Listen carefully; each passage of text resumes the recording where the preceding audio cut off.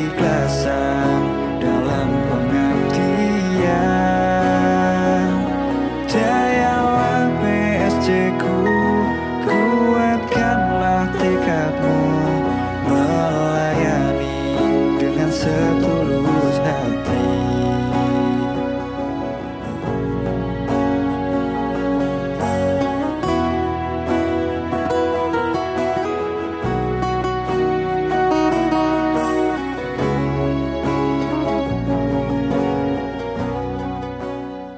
Assalamualaikum warahmatullahi wabarakatuh. Kembali lagi di podcast Nadi Media.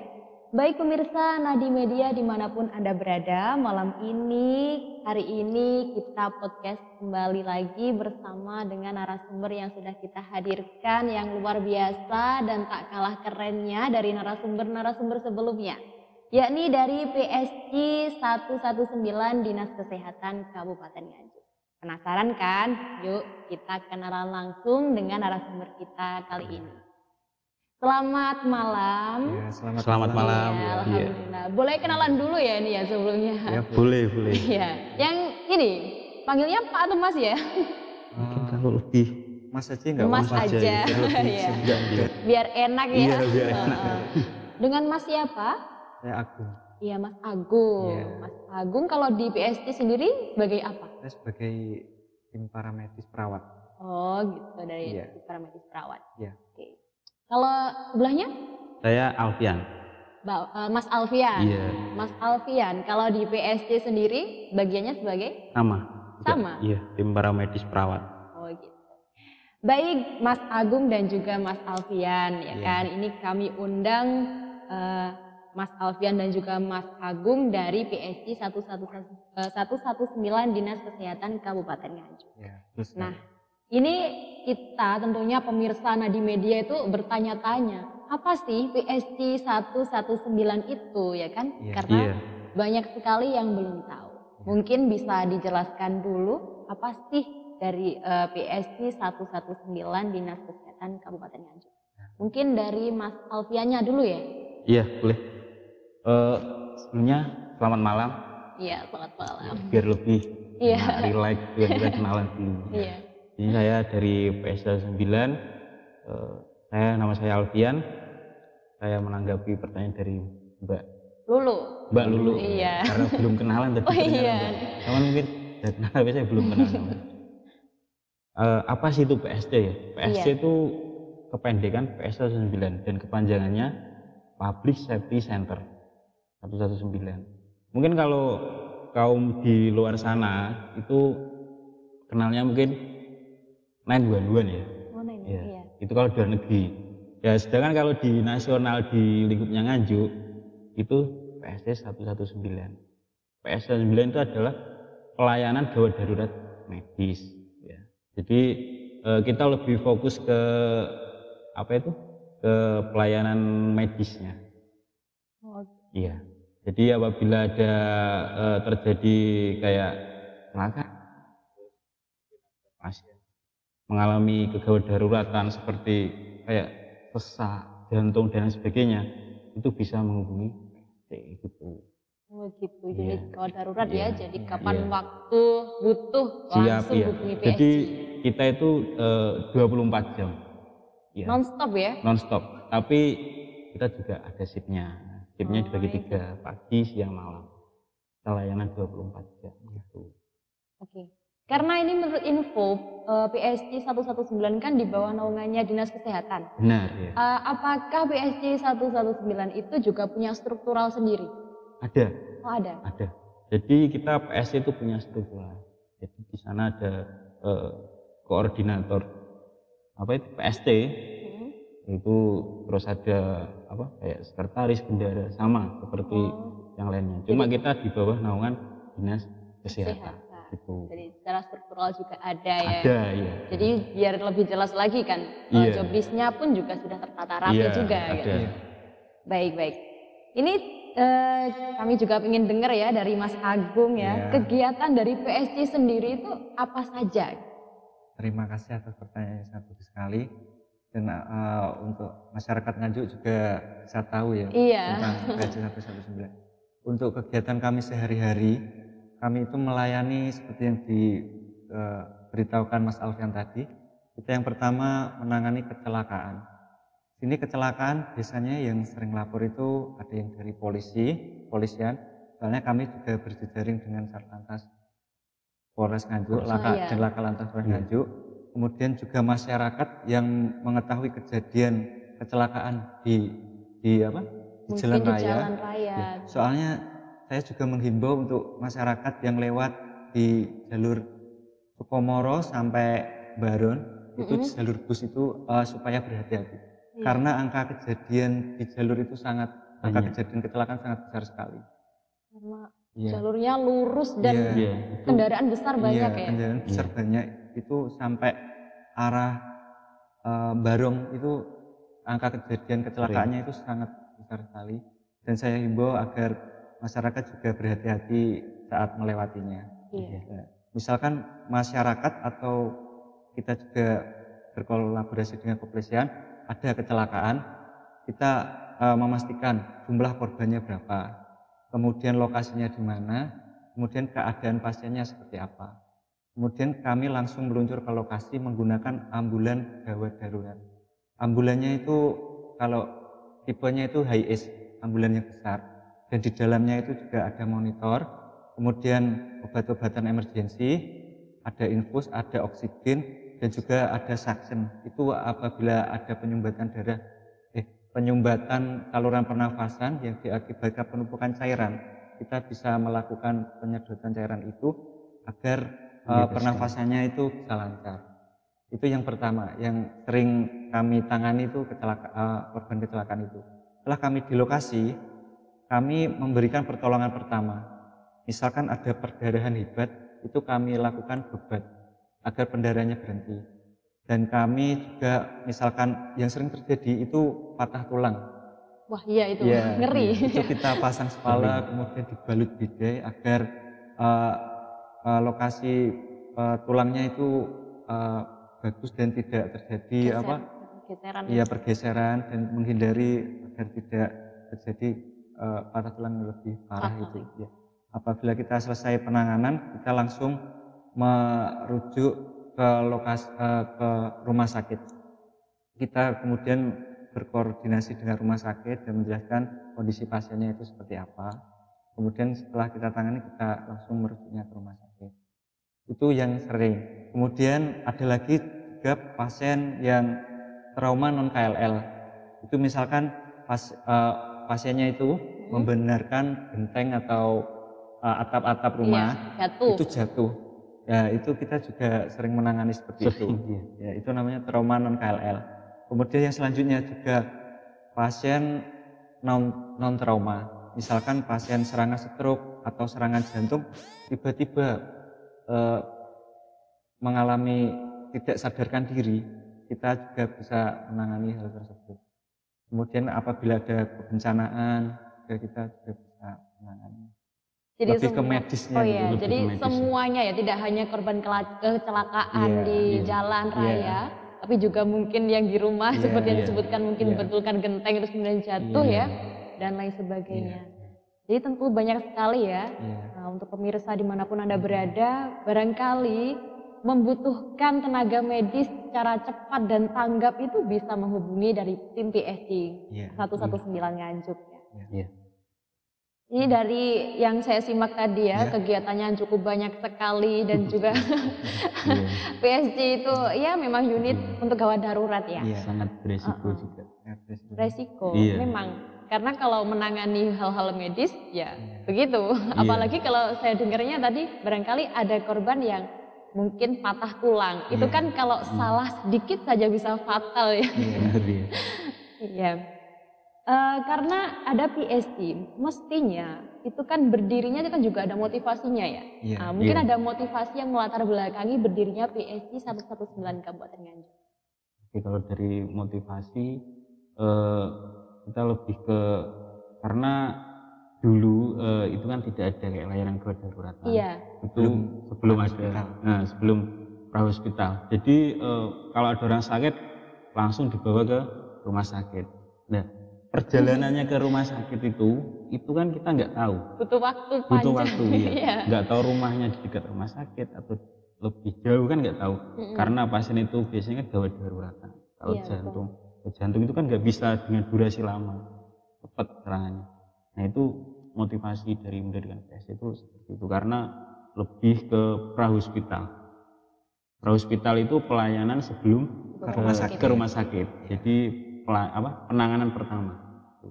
Ya, berarti itu ya salah satu motivasinya ya. Iya, salah satu motivasinya. Iya, memang karena terkadang ya kan orang apalagi di wilayah Kabupaten Nganjuk ada pegunungan, ada yang pojok timur, ada Jatikalen dan lain sebagainya. Kalau mau berangkat ke rumah sakit butuh waktu yang segitu panjangnya tanpa ada penanganan durasi itulah pertama. yang kita pikirkan. Jadi kita kan mengutamakan keselamatan pasien. Iya.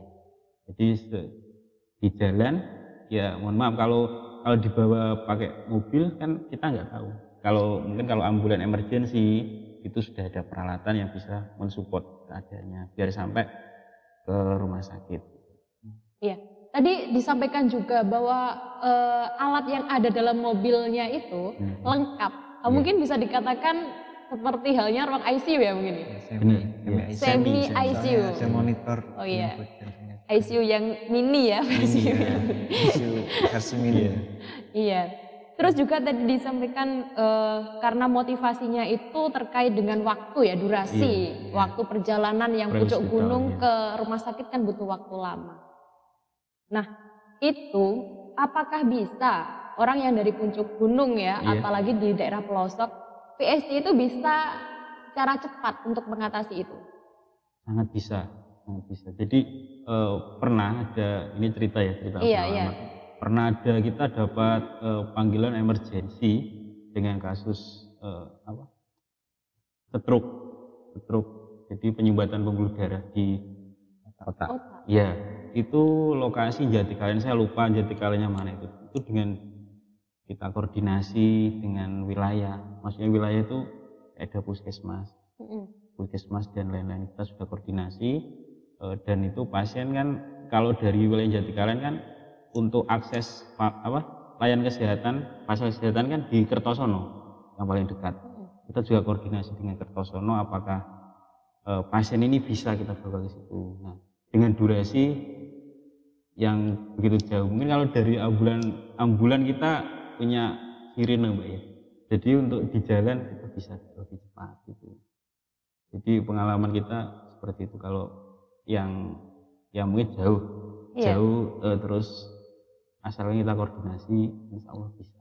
Terus yang biasanya masyarakat itu kan takut ya manggil PSC karena orang kalau sudah cenderung ke kesehatan itu mesti, mohon maaf, itu mesti arahnya ke administrasi. Iya benar sekali. Nah itu perlu sekali disampaikan. Meski biasanya kan orang kan kalau telepon PSC pasti dibayar, apakah ini berbayar atau enggak dengan lokasi sejauh itu kan gitu. Iya. Kan gitu. Nah, itu kalau untuk PSC itu kita free layanan kesehatan gawat darurat. Selagi itu wilayah di Nganjuk, kita tetap berangkat dimanapun berada. Gitu ya. Jadi tidak ada PSC itu membayar atau berbayar, itu tidak ada. Kita free. Jadi dimanapun lokasinya kita free, gratis. Ya. Ini perlu digarisbawahi ya untuk pemirsa semuanya. Kalau membutuhkan tim PSC untuk membantu untuk masalah menangani medis, itu tidak perlu berbayar, free alias gratis karena sudah dalam anggaran pemerintah atau karena masuk di naungan dinas kesehatan. Jadi tidak perlu takut dan khawatir kalau menghubungi PSC harus itu berbayar. Selagi daruratan kita berangkat. Iya. Tapi kalau untuk yang lainnya kayak patah hati dan lain sebagainya kita nggak bisa. Iya. Kalau misalkan, ya kita bukan layanan patah hati kan gitu. Berarti kalau saya patah hati nggak bisa ya menghubungi PSC? Nggak bisa. Nanti ada jalurnya sendiri. Ada jalurnya sendiri. Iya. Tadi disampaikan untuk mengatasi durasi yang panjang untuk menuju ke rumah sakit. Pastinya pernah kan untuk menangani kasus pasien yang jaraknya jauh seperti halnya Jatikalen. Mas-mas ini untuk datang dari kota menuju Jatikaleng butuh waktu lama. Nah, itu selama perjalanan itu apakah ada mungkin panduan atau mungkin seperti apa gitu supaya yang di sana, yang di dekat korban itu tidak panik melihat korbannya sudah panik ya kan semua itu. Mungkin kira-kira ada strategi apa gitu? Ya, terima kasih atas pertanyaannya. Tidak hanya pasien yang ada di rumah, tapi pasien seperti kecelakaan. Kita pas saat menuju ke lokasi yang jauh, kita melakukan panduan. Misalkan pasien kecelakaan, misalkan pasien kecelakaan, tahu-tahu korbannya itu di tengah jalan, terus bingung mau harus ngapain gitu. Kita yang pelapor itu kita bilang, itu kalau bisa amankan yang lapor itu posisinya aman, pasiennya itu juga aman, memindahnya itu juga dengan cara yang aman. Misalkan kepalanya, tengkuknya itu tidak boleh ditekuk. Apabila ditekuk di sini ada patah tulang, itu sangat berbahaya sekali. Itu kita pandu dan kita suruh memposisikan yang baik, kemudian jalan nafasnya juga kita beritahu agar tidak tertutup itu. Kemudian kita tiba di lokasi itu, pasiennya itu sudah kondisi yang lebih ke yang aman, karena untuk menolong itu kan ada, pertama kita harus amankan 3A ya, aman diri dulu ya, terus aman pasien, terus aman lingkungan. Kemudian misalkan ada pasien yang ada di rumah itu kok nggak sadar, kalau biasanya orang awam itu kan memberikan air. Diminumin. Kita harus menyalakan yang sering terjadi seperti itu. Jangan diberi air, nanti takutnya kalau malah tersedak kalau orang pasien nggak sadar.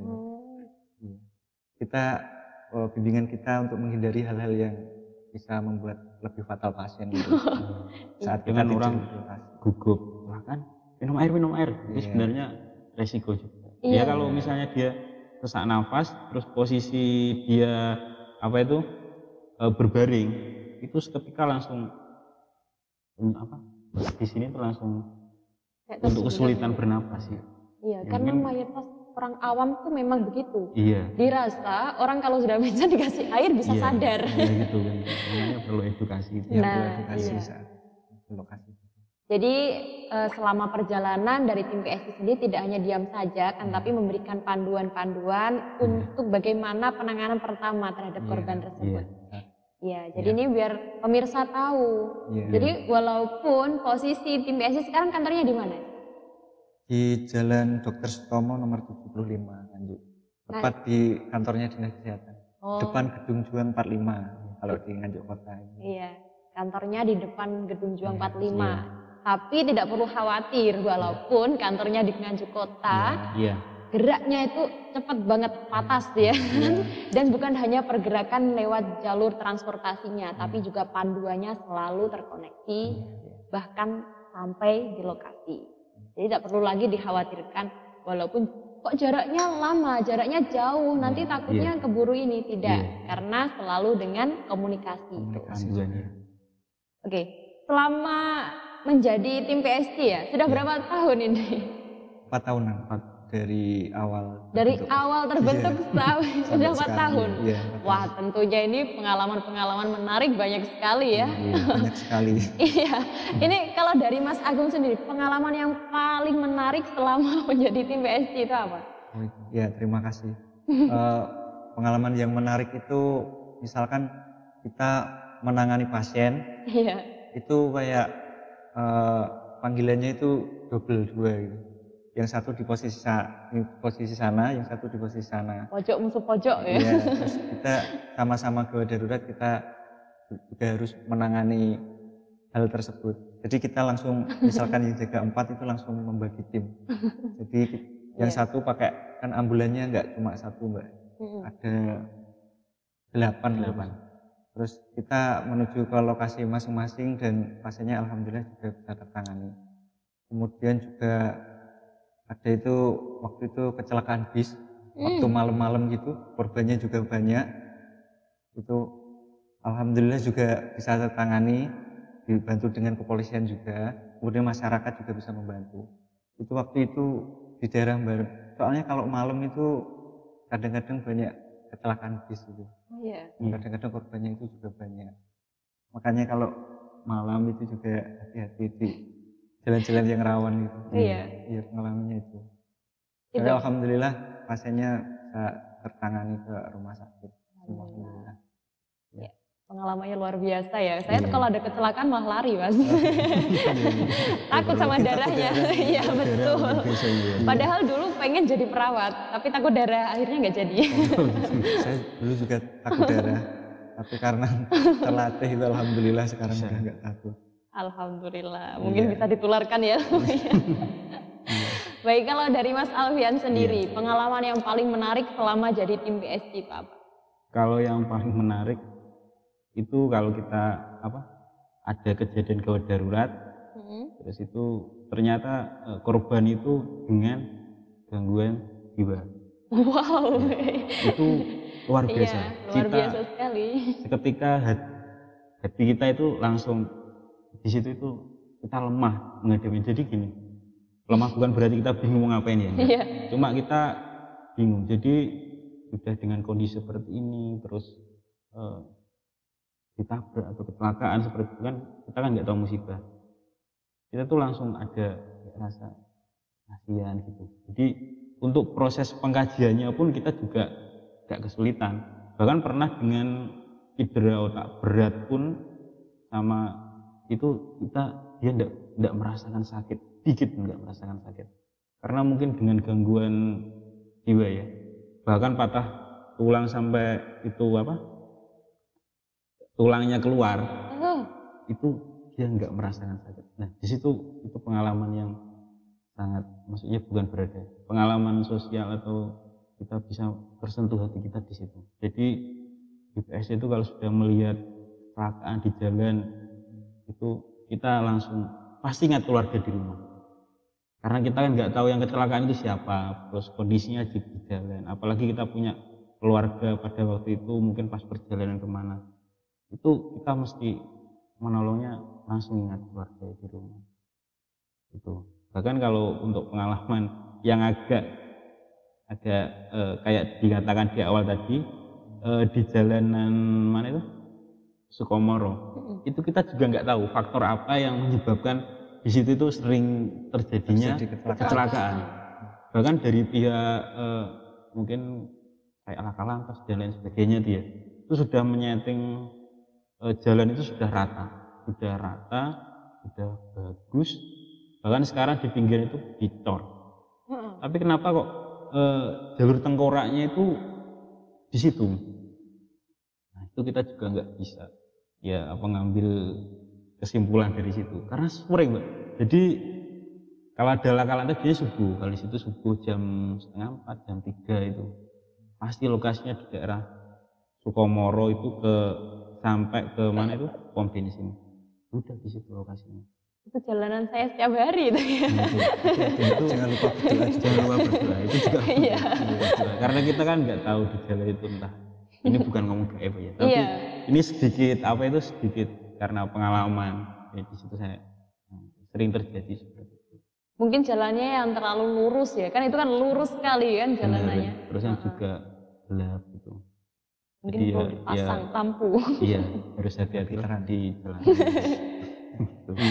Iya, pengalamannya luar biasa sekali ya, mulai dari yang orang normal sampai orang yang gangguan jiwa. Apalagi menarik sekali ya, orang kalau gangguan jiwa pasti kalau ditanya kan dia nggak connect ya. Merasakan sakit. Jadi bahwa orang normal pun dengan kondisi seperti itu pasti sudah merasakan sakit, teriak dan lain sebagainya. Tapi kalau orang dengan gangguan seperti itu kan, nggak tahu. Iya. Terus kemudian saya sekilas ya melihat di tayangan YouTube ya dari PSG sendiri kayaknya punya single terbaru nih, betul ya? Iya. Kemarin ya kebetulan di satu sisi kita juga di Nganjuk ya. Kebetulan di Nganjuk juga lagi HUT ke 1086 ya. 1086. Kita ada persembahan ya single lagu. Sebagai hadiah. Sebagai hadiah juga. Jadi itu sebenarnya untuk memotivasi khususnya tenaga kesehatan. Jadi lebih semangat dalam melayani kesehatan. Iya, sekilas. Saya waktu sekilas melihat kan belum bertemu dengan jenengan-jenengan ini ya. Saya pikir, siapa ya ini? Ternyata. Soalnya kita berdua juga hobi bermusik kan. Oh gitu. Makanya kita Sebenarnya menyalurkan lebih ke hobi sebenarnya. Kalian menghibur diri ya, tidak hanya menangani medis kecelakaan, tapi juga menghibur diri. Perlu menghibur diri. Bahkan di Nganjuk pun teman-teman dari seni banyak yang dari perawat. Mungkin saya bisa menyebut kayak Mas Bagas itu juga dulu kakak tingkat saya perawat, juga senang bermusik. Yang bikin lagunya siapa ini, beli atau bikin sendiri? Kalau lagu kita original bikin sendiri. Jadi pada waktu itu pas ada inspirasi shift malam, terus kita lihat kayak PST kalau pas pelayanan di jalan pasti hati kita langsung kesentuh. Jadi kesentuh, terus akhirnya bisa liriknya. Kan makanya liriknya itu kan ya nanti bisa disepilkan, kalau bahasanya sekarang bisa disepilkan. Disepilkan seperti apa lagunya. Jadi di lirik itu kalau dihayati itu ada artinya. Makanya dari komposisi musiknya, aransemennya bikin yang sedemikian rupa. Mungkin bisa dicek ya untuk pemirsa. Bisa. Kok ada ada musik, ada single terbarunya. Apa sih singlenya, kan kepo ya pastinya ya. Bisa dicek. Apa? Judulnya Jayalah PST 119 ya. Channel YouTube-nya. Iya, channel YouTube-nya PST Nganjuk. Oh, channel YouTube-nya PST Nganjuk. Dan itu lagu itu bukan untuk PST Nganjuk saja. Karena di liriknya pun juga nggak ada kata-kata Nganjuk. Jadi kita khusus untuk tenaga kesehatan, khususnya di PST 19 seluruh Indonesia. Wah, luar biasa.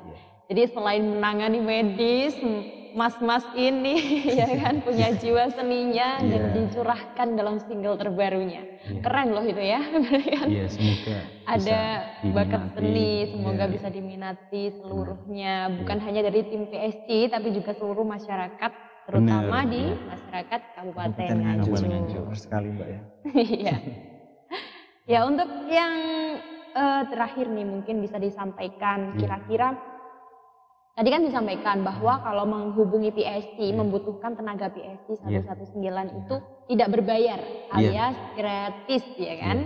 Karena di bawah naungan Dinas Kesehatan. Benar sekali. Kira-kira caranya nih yang perlu disampaikan, caranya untuk menghubungi PST sendiri. Terima kasih. Ini juga sebagai penutup, juga sebagai saya menyampaikan yang sangat diperlukan untuk masyarakat Nganjuk.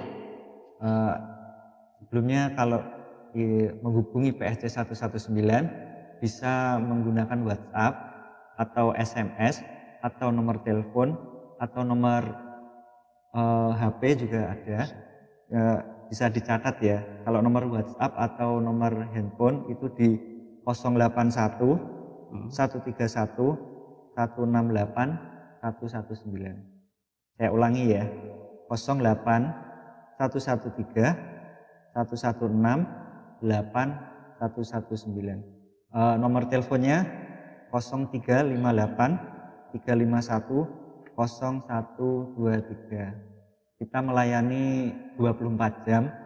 Kemudian di seluruh area Nganjuk itu menangani pasien gawat darurat seperti tidak sadarkan diri, atau misalkan masyarakat Nganjuk juga mengetahui kecelakaan, atau pasien yang trauma misalkan jatuh dari genteng atau tidak sadarkan diri karena jatuh dari pohon juga bisa menghubungi kami. Kemudian saya juga mengucapkan terima kasih kepada jajaring kami seperti Satlantas dan unit Laka Lantas Polres Nganjuk, kemudian relawan driver ambulan, kemudian juga dari kami puskesmas di seluruh Kabupaten Nganjuk. Kami sangat mengucapkan terima kasih atas kerjasamanya kita selama ini. Terima kasih. Terus sedikit saya tambahkan sedikit. Iya, boleh. Karena ini kan kita mudik mendekati harus mudik, Lebaran. Mungkin yang dari kota rindu pulang kampung atau mungkin atau dan lain sebagainya. Itu kita harus tetap hati-hati dalam arti walaupun kita harus masih dalam posisi harus hati-hati dengan virus COVID ya, terus dengan bagaimana kita di perjalanan kalau kita ngantuk istirahat seperti itu. Dan itu kan kita ada istilah dari Kementerian Kesehatan ya. Biar lebih enak dihafal, bukan dihafal kan, ingat itu ada istilah MAS, MASS. Mas, ya, bukan Mbak ya. Mas, Ini Mas. MASS.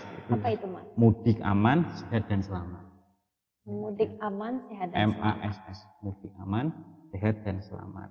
Tentunya tidak lupa juga kita tetap menggunakan masker ya, masker agar kita tetap terhindar dari virus COVID-19. Karena masih ada. Ya. Terus harus cuci tangan.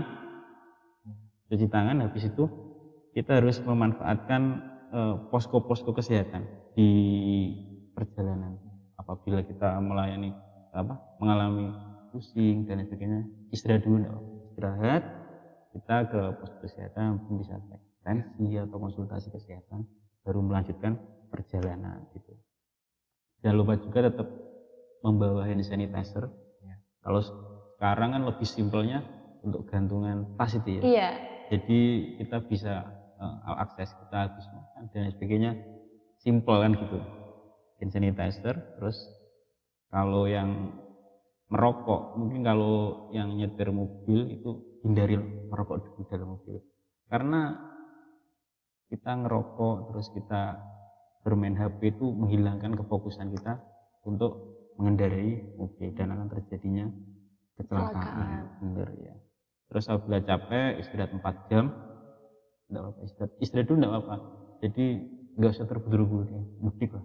Karena itu kan keselamatan kita. Keselamatan lebih penting ya. Penting, makanya tersedia posko-posko atau mungkin di rest area dan lain sebagainya gitu. Terus jangan lupa satu lagi, kita harus sudah vaksin. Ya. Itu yang seringkali orang lupa. Sudah vaksin. Alhamdulillah sudah. Berarti aman ya. Sampai booster juga. Booster 1 kali. Nanti bisa mudik ya. Iya, bisa mudik. Bisa mudik. Ya. Itu aja mungkin terus untuk apalagi ini yang sering terjadi, saya juga ada kesempatan menyampaikan itu apabila kita di jalan evakuasi pasien terus ada masyarakat itu kalau lebih baiknya tidak usah didokumentasi dalam arti seperti di video pada saat kecelakaan terus kita pas waktu tindakan di jalan di foto dan lain sebagainya jangan, karena itu menyangkut privasi pasien. Kita langsung kembali apabila itu keluarga kita yang saya bilang ke poin yang tadi itu kita juga tidak nyaman seperti itu gitu. Karena kita pun untuk mendokumentasikan juga nggak berani, pasti kita sensor ya. Jadi bahkan kemarin pernah itu kecelakaan di jalan itu ada orang platnya bukan plat nganjuk ya, plat jauh itu berhenti cuma untuk memvideo aja. Video aja. Itu kita edukasi ya. Pokoknya pesan saya jangan jaga privasi pasien diselamatkan bukan untuk didokumentasi seperti itu. Baik, terima kasih atas edukasinya yang luar biasa. Jadi kalau ada pasien, ada korban tidak perlu dokumentasi ya. Kalau memang tidak bisa membantu menyelamatkan ya sudah jangan mendekat ataupun mendokumentasi karena itu privasi dari korban. Ya, mungkin ada yang disampaikan lagi sebagai closing statement atau sudah cukup? Kami mengucapkan minal aizin wal faizin, mohon maaf lahir dan batin kepada masyarakat Kabupaten Nganjuk. Semoga masyarakat Kabupaten Nganjuk bisa bangkit melesat. Seperti sembuh yang kita semua. Bangkit melesat begini ya. Masih juga untuk Nadi TV. Kita bisa untuk edukasi masyarakat juga sangat berterima kasih sekali dari PSC. Sangat bangga bisa diundang di sini. Alhamdulillah ya kan kita bisa berbincang-bincang dan memberikan edukasi kepada masyarakat khususnya di Kabupaten. Semua untuk masyarakat Nganjuk. Kita lakukan untuk masyarakat. Baik, terima kasih Mas Agung dan juga Mas Alfian terima atas kasih kembali edukasinya, juga. ilmunya, dan waktunya sudah berbincang-bincang dengan sama-sama. saya di Nadi Media. Ya, Baik pemirsa, dimanapun Anda berada, inilah podcast kami hari ini bersama dengan tim PSG 119 Dinas Kesehatan Kabupaten Nganjuk yang luar biasa. Perlu kami sampaikan kembali bahwa tetaplah berhati-hati di jalan karena ini sudah musimnya mudik lebaran.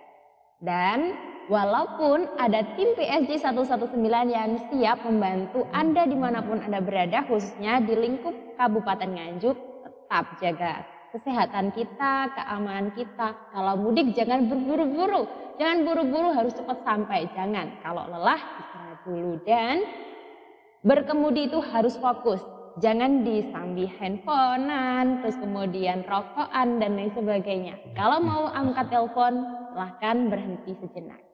Dan kemudian tetap jaga kesehatan karena virus COVID-19 masih beredar di mana-mana. Harus tetap pakai masker dan juga sudah vaksinasi. Mungkin itu dari kami. Terima kasih atas perhatiannya untuk pemirsa semuanya. Tetap nantikan podcast Nadi Media selanjutnya yang Anda akan mendapatkan narasi yang edukatif dan inspiratif serta informasi yang anti hoax. Dari saya, Lulu Rohanida selaku host podcast kali ini dan juga kedua narasumber kita yang luar biasa, Mas Alfian dan juga Mas Agung, pamit undur diri. Akhir kata, wassalamualaikum warahmatullahi wabarakatuh. Waalaikumsalam warahmatullahi wabarakatuh.